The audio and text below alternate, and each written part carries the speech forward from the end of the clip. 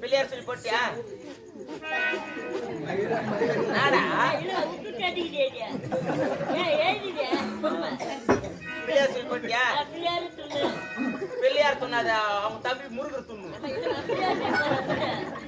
பிள்ளையார் எப்படியா சொல்லாண்டியா?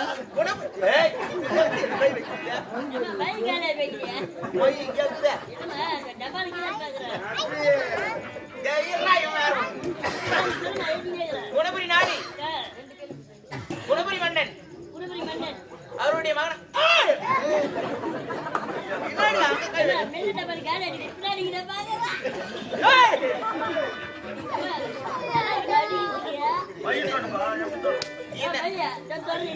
இந்த நாட்டு மன்னன் அவருடைய மகனாக விளங்கக்கூடிய